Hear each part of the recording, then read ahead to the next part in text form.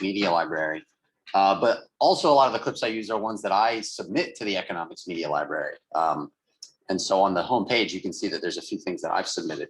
And basically, it's just like a project by this Penn State professor to catalog all these different videos and stuff, you know, that relate to economics and pop culture. So like these two are submissions from me. This clip from a Monty Python film and this clip from The Simpsons. But this one is from Adam Ruins Everything, which is a pretty interesting and informative show, I think. But I'm going to sound. I'm just going to play this real quick. We're talking about a different kind of taxing class, but you know, it's something lighthearted and educational that is kind of interesting. So I thought that was kind of interesting, and that is true. Just so you know, the reason why, you know, the government knows how much. I don't know how many of you have had to file tax returns yet. If you haven't, you will for the rest of your life. And you know, I had to file mine recently, and yeah, the government knows exactly how much you owe. So if you make a mistake on your tax return, the IRS will reject it and tell you made a mistake. And if they find out the mistake several months later, they will make you file an amended return and you'll have to pay penalties. So, you know, the government knows exactly how much you owe in income tax. And we call this concept rent seeking. It's something studied in public economics.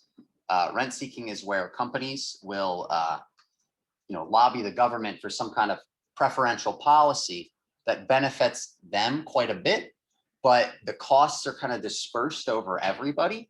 And so no one really notices, but the special interest group like TurboTax and H&R Block stand to gain a lot from it. And so they do. And so kind of interesting. But anyway, the taxes we're going to be talking about are excise taxes. So they're totally different, not like income taxes. So we're studying taxes on goods as opposed to income. But labor is a service. So you could think of it that way. Either way, make sure you get attendance in. Feel free to hop on the Pear Deck if you don't mind. I'm going to get started now. So any questions? Oh my God. Last week of classes. Well, folks, just so you know, Monday is a class day. That the university decided that.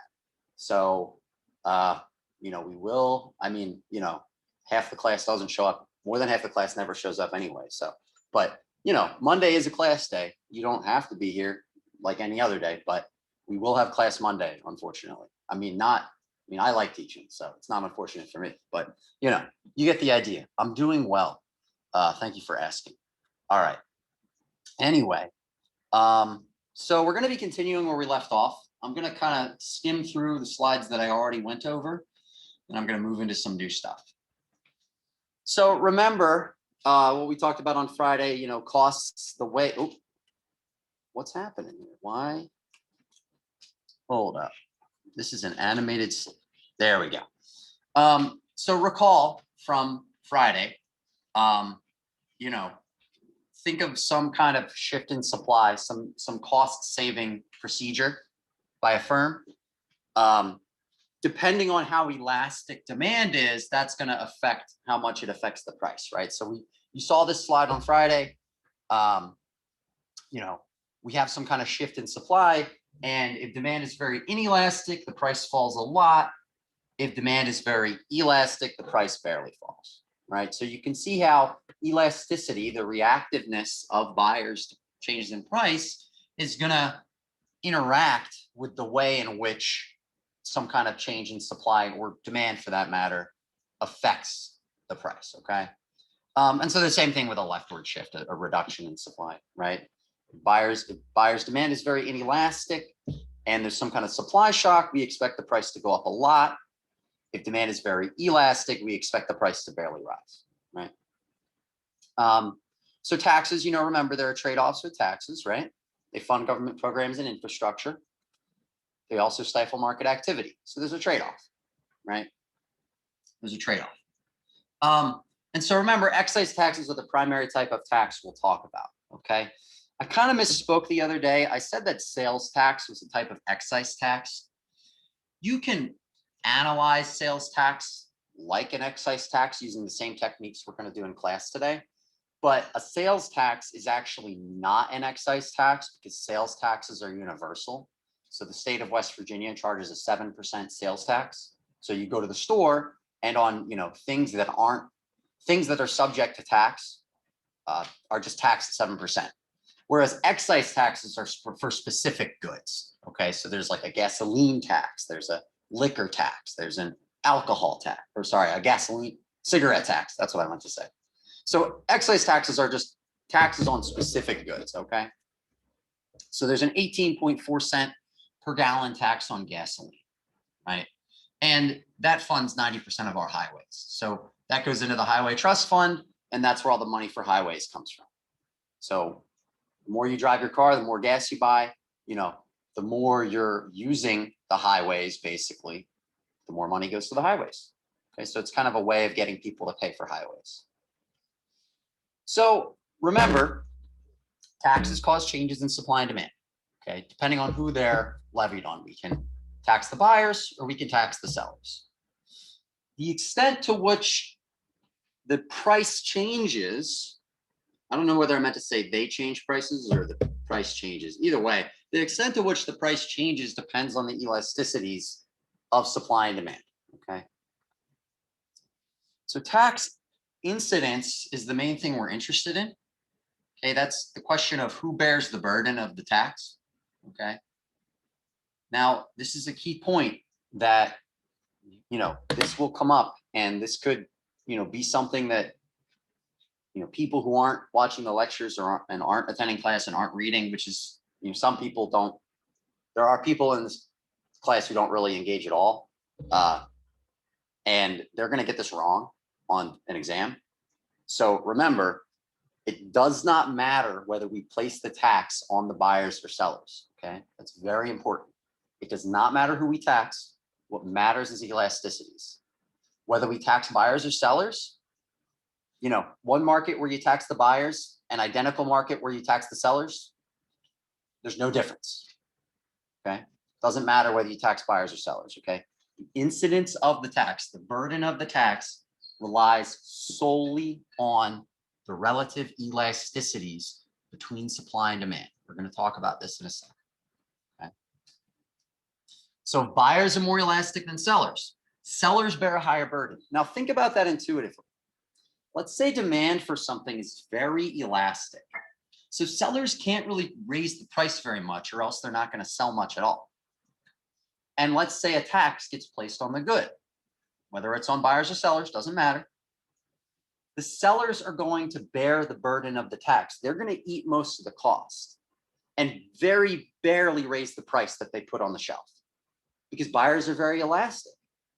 So if they push the whole burden of the tax onto the buyers, but buyers are very elastic, then they might not sell anything at all. So if buyers are more elastic than sellers, sellers are going to bear most of the burden of the tax. And inversely, if sellers are more elastic than buyers, buyers bear the higher burden. Okay? So let's say a tax is placed on a good that's where demand is very inelastic. Well, sellers know they can just pass most of the tax along to the buyers because buyers aren't going to react. Any questions about that? It's very important. Okay?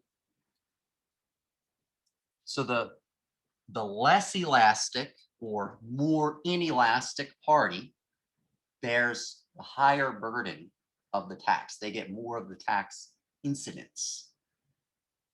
Any questions about that? Okay. So let's just go over some basics real quick.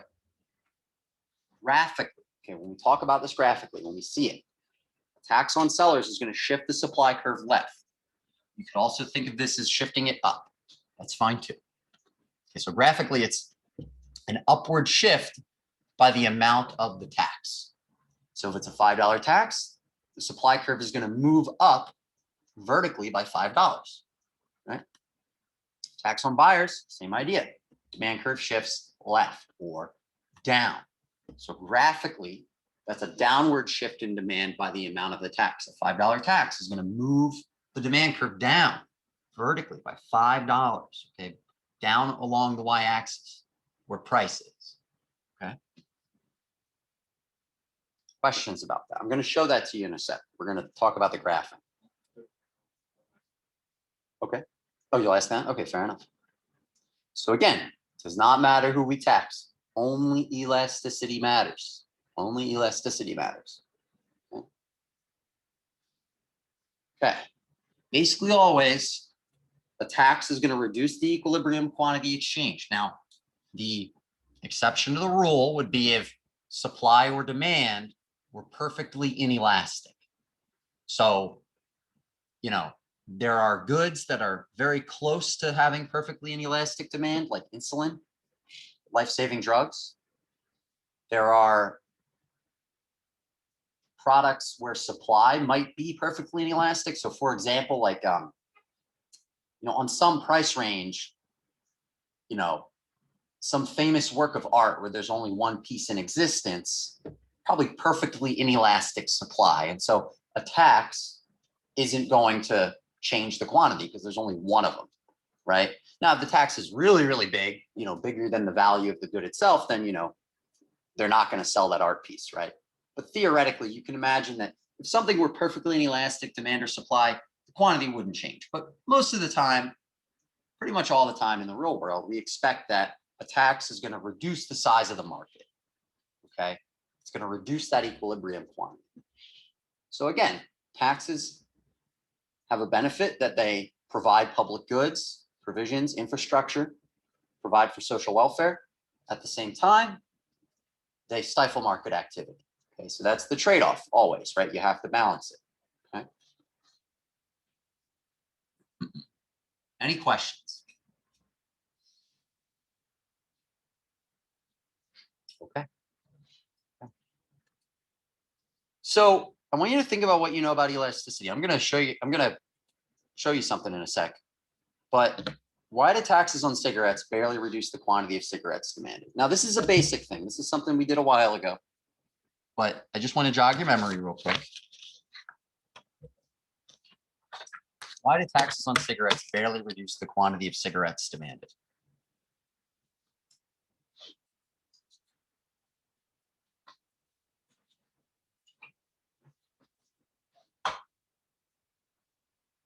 Yes. Yes. Inelastic. Exactly.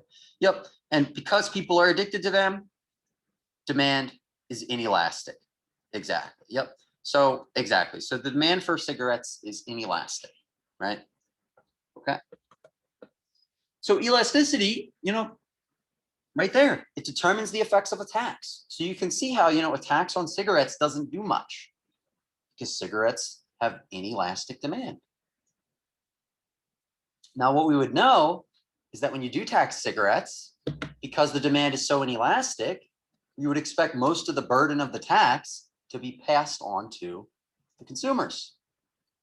Now, I'm going to show you an example here. What if demand for cigarettes were nearly perfectly elastic? Now, this isn't true. What if it were?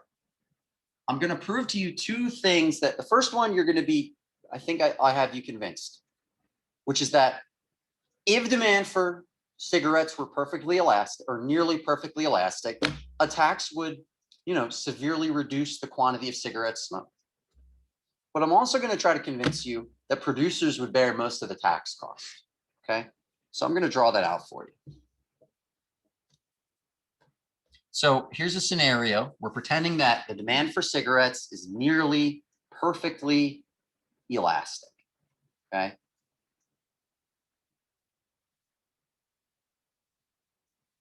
So what does that look like? So that's here's our supply. Here's our market. Okay. Here's how I'm going to draw my demand. I'll draw it like this. Here's my demand curve. Okay. And this is demand before the tax. We'll call it D0. Okay. And, I'll make my supply relatively inelastic for some reason. Let's just try it. So supply is relatively inelastic. Okay. And we're not going to do anything to supply. Okay. Let's tax the buyers. So I'm going to tax the buyers. I'm going to show you that it doesn't matter that we're taxing the buyers. Sellers are going to bear most of the burden. So again, this is a hypothetical scenario. I mean, this would apply. This is just a market. Generally speaking, this is a market where demand is very elastic and supply is relatively inelastic. So what are we going to do? I'll do some labeling just to make this more like what you would see in like the textbook and the top hat and whatnot. So we'll start my demand curve. I'll start my demand curve around $10. Okay, so that's a price that nobody would buy anything at. And we'll say that the equilibrium price, let's say it's $8. And I'll do some extra labeling. I'll say that, you know, this is, we can call this $8.50. Okay. And we'll call this, you know, $4. Okay. Again, you know, you can't draw things perfectly to scale, but you'd see something similar to this. And I'm going to show you this in the slides. You know, this is kind of the thing you might see in the top hat. Okay. And I'm going to tax this market. So let's say that originally, you know, I don't know, 50 million packs of cigarettes were demanded. And now only 40 million packs are demanded. So what we're going to do is I'm going to tax this market. So originally at equilibrium, so equilibrium price, PE, which might also be called, you know, we're going to talk about what this means in a sec. PE, PC, PP, what does that mean? So let's talk about this. I want to introduce you to these ideas of consumer price or buyer price and producer price or seller price. In my slides, I call them buyer price and seller price. In the textbook, they're called consumer price and producer price. Same idea, right? When there's no tax in this market, okay, when there's no tax, what the buyers pay is what the sellers receive. I pay $8 for the pack of cigarettes. The seller receives $8 for the pack of cigarettes, right? Simple as that. But now what I'm going to do is I'm going to tax this market. I'm going to set a tax equal to $4.50. And so what I would do to understand where that tax takes us is I'd look to, there's two things I could do. I could shift the demand curve down by $4.50 if we're taxing the buyers. So I'll do that. I'll shift the demand curve down by $4.50. Well, I could actually look to see where the supply and demand are apart by $4.50 and see that that's where we're going to end up. So here's $8.50, here's $4. This is where the demand and supply are apart by $4.50. And so what I'm going to do is I'm just going to shift the demand curve down by that much. Okay. And what we get is this new quantity. Okay. This new quantity of 40 as opposed to 50. What we can see is that the buyers are actually only paying $8.50. And so we could say post-tax, the consumer price, PC, is $8.50. And the producer price or seller price is $4. What does that mean? That means that from this $4.50 tax, the sellers are bearing $4 of the burden. The buyers are only paying 50 cents of the tax. So buyers originally paid 8, sellers received 8. Now buyers pay 50, sellers receive 4. So because demand is so elastic, the sellers are bearing most of the burden of the tax. Okay. Now again, you know, drawing it, it's kind of a crude drawing, not my best, but I'm going to show you graphs. I'm going to show you step by step on the slides, you know, with perfect graphs, you know, made by computers. Okay. So before I go any further, again, this is going to become a lot clearer over the next couple slides. Okay. So don't worry if you don't get it just yet, but I just want to get you used to the idea of, you know, shifting down that demand curve. Now, if I had taxed the sellers, okay, it would actually be the same effect. I would have just drawn a supply curve that goes like this. And again, we'd get the same effect. Okay. I'd have shifted the supply curve up by 450 instead of shifting the demand curve down by 450. It's the same concept. Okay. So what I'm going to do is I'm going to show you this on the slides. It'll become a little bit more clear, I think.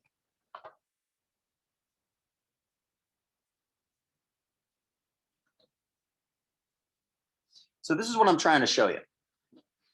When demand is very elastic and supply is not as elastic, okay? Let's say we tax the sell. Oh, you can't see yet. Come on.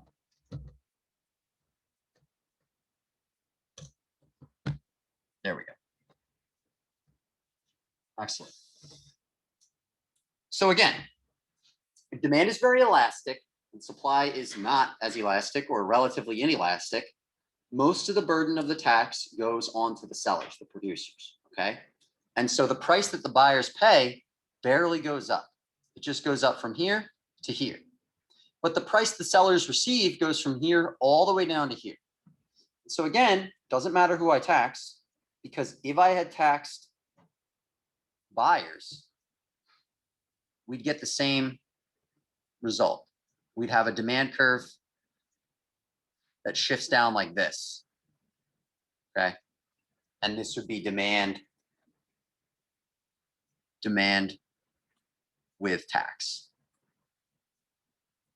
So again, it doesn't matter who we tax, okay? What matters is the elasticities.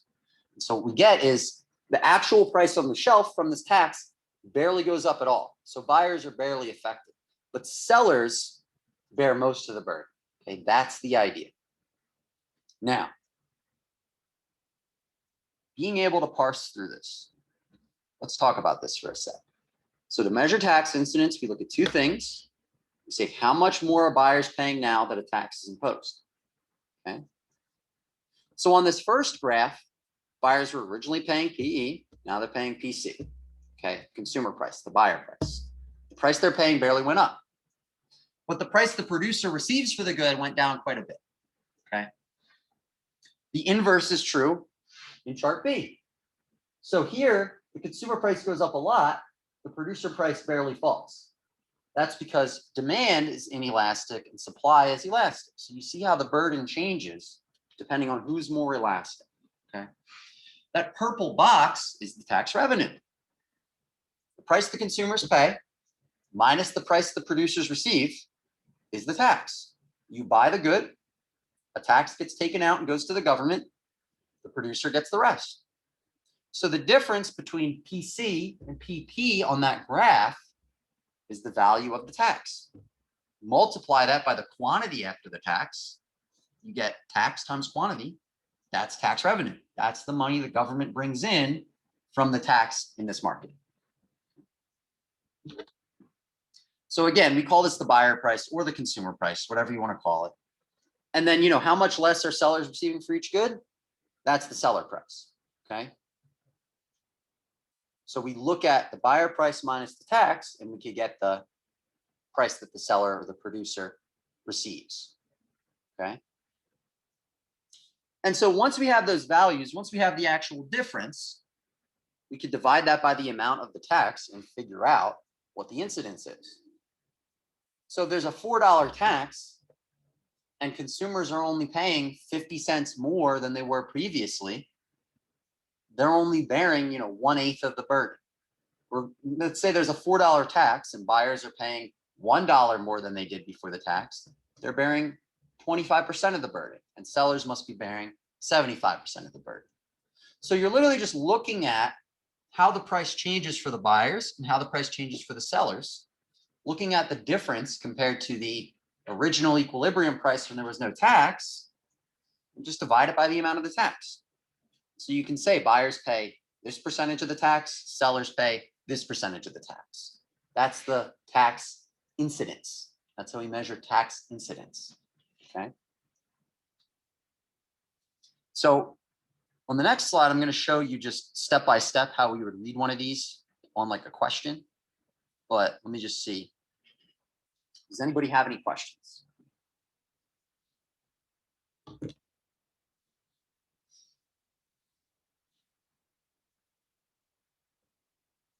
Okay, keep going. So if you were given a question like this on an exam, how would you read it? Well, what you do, so in this case, we're taxing suppliers. Again, doesn't matter who we tax, but in this case, they're taxing suppliers. So what do? Shift the supply curve up and to the left. So you look at the new supply curve with the tax. You take note of the quantity at which the new supply intersects the old demand. Well, where is that? Well, it's at a quantity of 350. So before the tax, when this market was at equilibrium, quantity in the market was 450. Now the quantity in the market is 350. Well, if we know that the quantity in the market is 350, then we know everything else from there. Again, everything we do, whether it's cost, price, etc., all of these things are functions of the quantity. So the same way, if you want to know what the marginal cost is, or the average cost is, or the marginal revenue on a firm's cost graph, you look at what quantity we're at to figure everything out. It's the same thing here. We know that this market is now at a quantity of 350. Well, that's the post-tax quantity. So now that we know that the post-tax quantity is 350, what you would do is take note of the prices on the y-axis that quantity aligns with on both, the new and old supply curves. Well, on the new one, it lines up at $5.50. On the old one, it lines up at $4.50. What I want you to think about here is, without a tax, what price would sellers have to receive to only want to put 350 units on the shelf? When the price is $5, they want to put 450 units on the shelf. But at what price would they only want to put 350 units on the shelf? Well, a price of $4.50. So at this point, the sellers must only be receiving $4.50 for the product, or else they'd put more than 350 units up. But there's a tax. So how much are buyers actually paying? They're paying $5.50. Okay? They're paying $5.50. So we take note of those two prices, and we know that the higher one is the buyer or consumer price, and the lower one is the seller or producer price. That's the idea. Because if there were no tax, so ignoring the tax, if sellers are only putting 350 units on the shelves, they must only be receiving $4.50 for the good, which they are. They're receiving $4.50 for the good in this market. But that's not what buyers are paying, because there's a tax. So buyers pay $5.50. We can see that the seller receives $4.50, and so the value of the tax is $1. So that's how you read a graph like this. Okay. So these kind of questions, I noticed this graph is in the top hat questions. So this comes up a lot. Okay. Questions?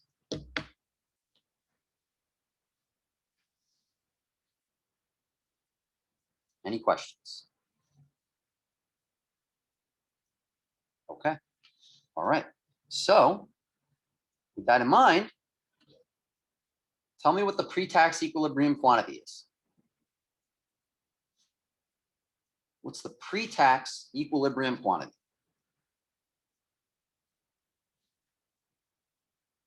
So again, there's too much information on this graph. Okay, there's more information than you need. So think about the technique I taught you. So just think about what you know.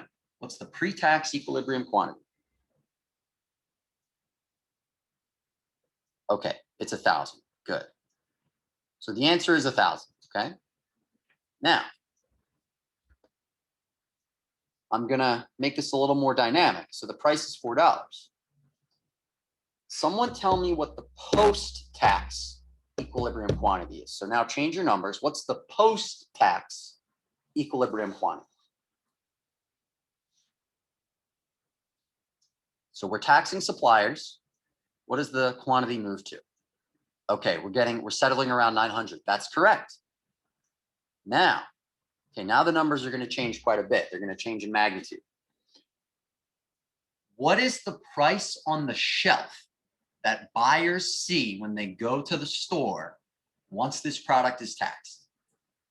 What's the price on the shelf that the buyer actually sees at the store after the tax? After the tax.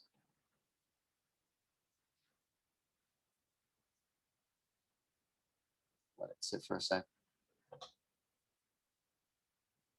Somebody, whoever left there, thank you. I'll let it go for a sec. So remember, the quantity is now 900. What are buyers paying at the store? What do they see on the shelf? So remember, what the buyer pays is the price on the shelf, just to be clear, right? Because the end product goes to the buyer, okay? Okay, we're settling.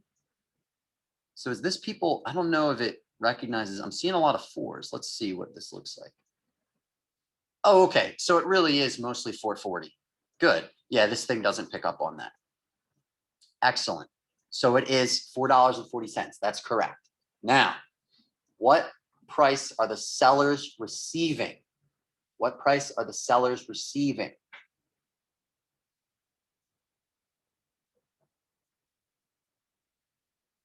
We're seeing a lot of them change to 3.4. Excellent. Excellent. The sellers receive 3.4. And so we know that the tax is $1. Okay, that's like right there. That's like three or four questions that I could get out of that, right? So if you get that down, that's easy points. Okay.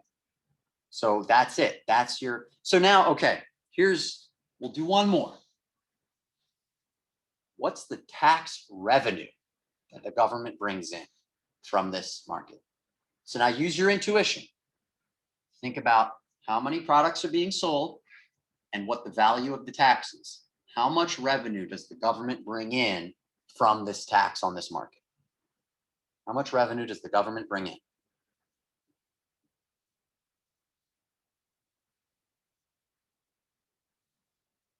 Okay, people are doing 900. 900 is correct. Okay, the government brings in 900 because it's a $1 tax and 900 units are being sold, right?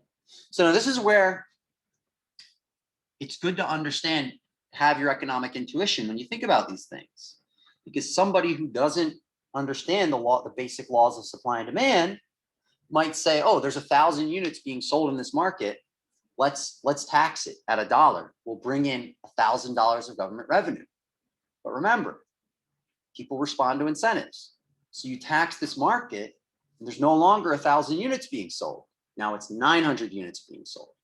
And so this kind of basic stuff is important because it, politicians, planners, et cetera, the government, needs to have these tools in mind so it knows, to what extent will a tax actually work, right? Because if a tax, for example, let's say we levied a $10 tax on this market. Somebody might think, oh, we'll bring in $10,000 of revenue. But that wouldn't work, right? That would probably kill this market. Looking at the prices, looking at where the demand curve goes up to, right? A $10 tax would put supply,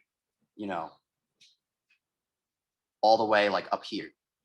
And so there'd be no market, right? So these are the things that, you need to think about. All right. So you got the basics down. Excellent. Excellent. Now we're going to talk about taxes and deadweight loss. Okay. So again, we learned earlier that you could actually, create more social welfare by taxing something that has negative externalities, such as pollution, right? But if we're assuming that this good has no negative externalities, then taxing it is going to create deadweight loss. So I need you to remember what deadweight loss is. It's social surplus, either consumer and or producer, lost from some kind of distortion in the market. Distortions in the market can be price controls, they can be externalities. In this case, the distortion in the market is the excise tax. So it's value that's never realized because an exchange that would otherwise occur does not, right? Simple as that. So why do economists like markets? It's because I value something more than you do. I buy it from you. That creates value. That creates social surplus, right? So we want to remember what deadweight loss, we've done it a couple of times this semester. We saw it with price controls. We saw it with externalities. Now we're seeing it with taxes, okay? So this is from one of the videos in the top hat. And instead of, I know I wasn't watching videos when I was an undergrad, so I assume most people are not.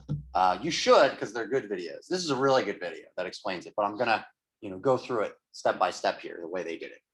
So let's imagine a market. Price is $2, quantity 700. Okay, pretty straightforward. And we're going to place a $1 tax on this market. So what do? They look to where, the demand and supply curve are $1 apart. All right. Now, in this case, okay, so a couple of things to keep in mind. Remember, a $1 tax does not mean the price goes up by $1 because the buyers and sellers share the burden. A $1 tax also does not guarantee that the price only goes up by 50 cents. This example is just a basic example where they're assuming that the elasticity of supply and demand are equal. And so if the elasticities of supply and demand are equal, the burden of the tax is shared equally. So that's what this example does, just for simplicity. Okay. And so what's happened? Consumer surplus has shrunk. Okay. Because the price has gone up. Producer surplus has also shrunk because the price that the seller receives has gone down. We've also shrunk the market. We've lost 200 units that would have been exchanged. Okay. So originally 700 units get sold. Now only 500 units get sold. Again, for simplicity, I want you to imagine, because the way I'm going to describe this will make more sense if you imagine it this way. Imagine that each buyer and each seller just have one unit to buy or sell. Okay.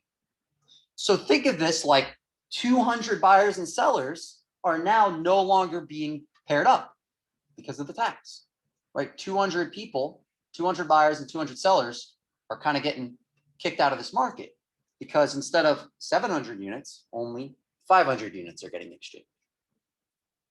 The tax revenue is pretty easy to understand. $1 times 500, $500. Deadweight loss is the sum of the consumer and producer surplus that is lost, that will not be realized because of this market distortion. Now let's think about what this means, because this is an important concept in economics. There are buyers with a higher willingness to pay than what these sellers are willing to accept.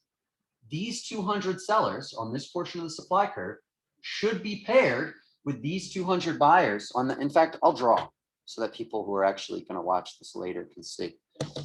These buyers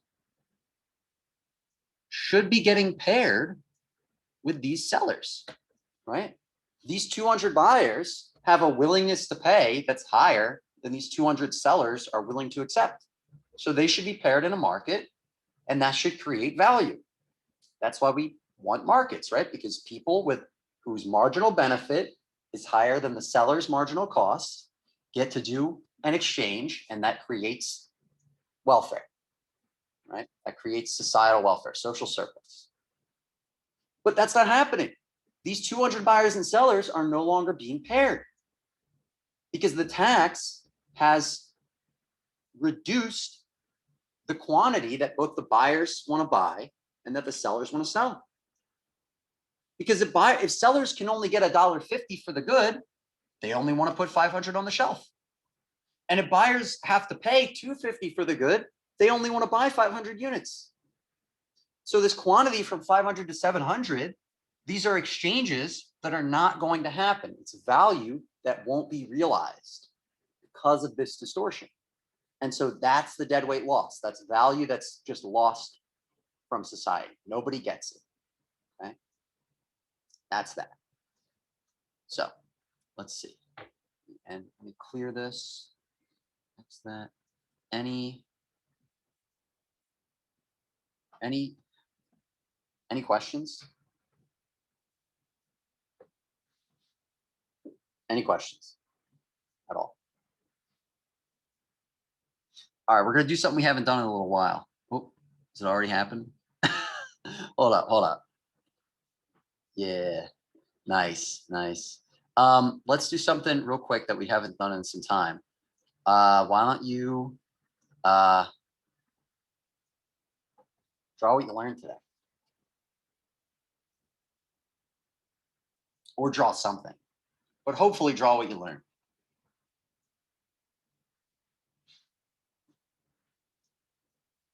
I'll give you a sec.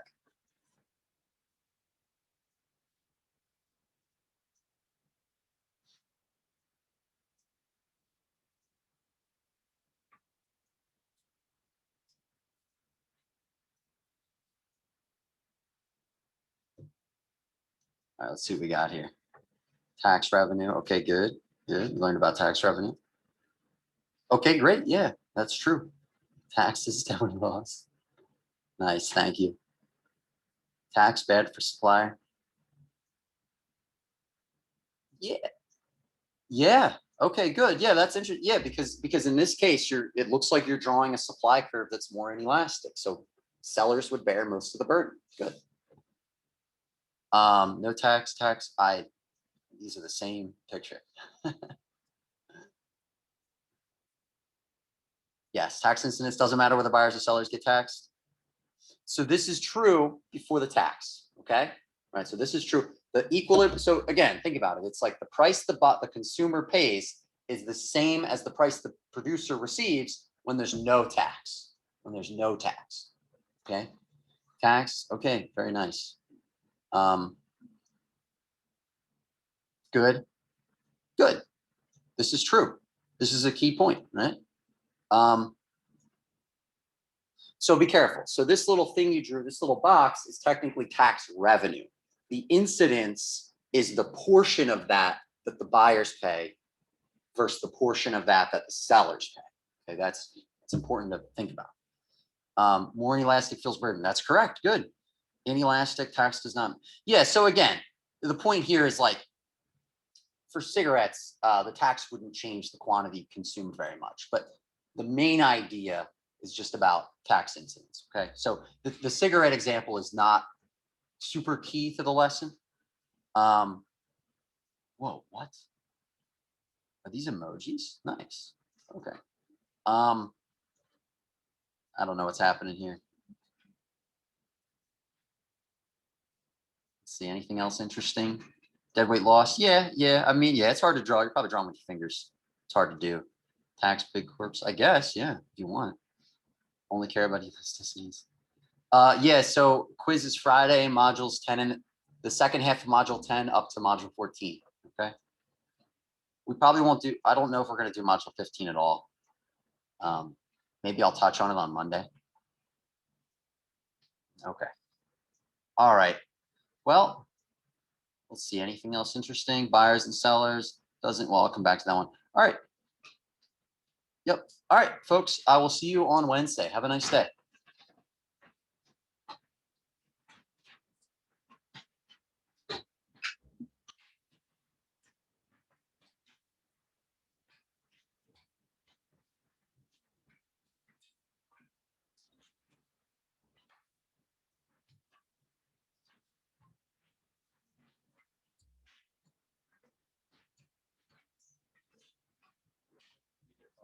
Public person.